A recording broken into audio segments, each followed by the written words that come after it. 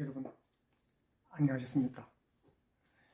이번에 문재인 대통령이 유엔 총회에 가서 종전선언 이야기를 하였는데 그 뒤에 숨어있는 뜻을 알면 아마 여러분들께서는 섬뜩한 생각이 들 수도 있습니다. 이번 유엔 총회에 가서 연설 내용이 종전선언에 초점을 두고 강조를 했습니다. 그러나 어느 나라에서도 이걸 비중 있게 다루어주지는 않았고 동행한 방탄소년단이 집중 조명을 받자 방탄소년단과 함께 춤추는 장면이 오히려 외신에 더 크게 부각되었습니다. 지금 이 이야기는 제가 이 말씀을 드리기 전에 지금 이재명 후보와 화천대유의 뉴스가 모든 언론의 중심이 되어서 종전선언의 뜻과 내용을 심층적으로 다루지 않는 것 같습니다. 그래서 제가 오늘 이 종전선언의 내용에 대해서 말씀드리고자 합니다. 화천대유는 이렇게 시끄럽게 떠들 이유가 없는 간단한 사건입니다. 그 수십조의 개발 사업이 불과 일주일 전에 만들어져 실적도 자본도 없는 이름 없는 회사에 낙찰이 되었습니다. 그 수천억의 돈이 어디로 흘러 들어갔는가?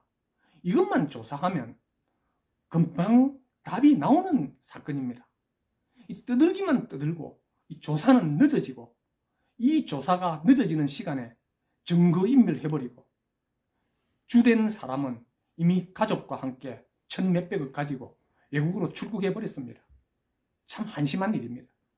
시간을 벌어주면 이미 증거인멸 다 해버립니다. 그런 의혹이 생기게 됩니다. 하지만 이 사건보다 대통령의 종전선언, 이것이 정말 큰 문제인 것을 우리 국민 여러분이 알아야 합니다. 문재인이 종전선언을 발표하자 제일 반긴 사람이 누굽니까? 북한 김여정이 반갑게 맞아줍니다. 그 이유는 사실 충격적입니다.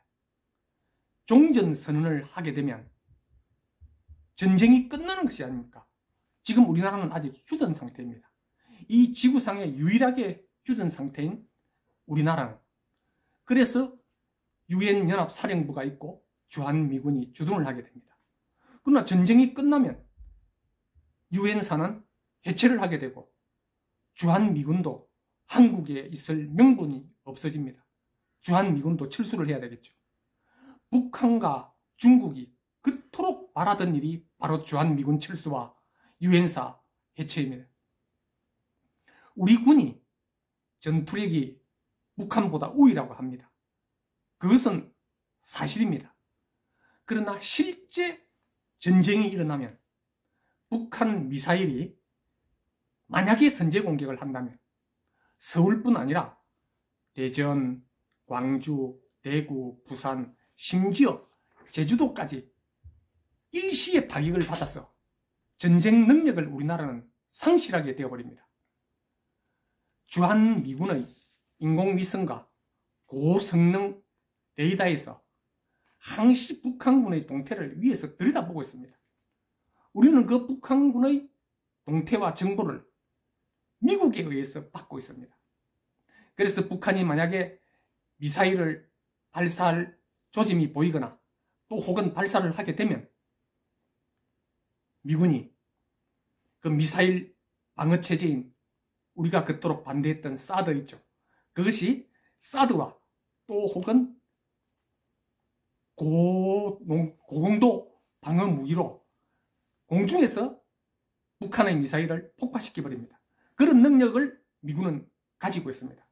그리고 북한의 모든 움직임을 읽을 수 있기 때문에 주한미군의 그 전투력과 정보력이 필요한 것입니다.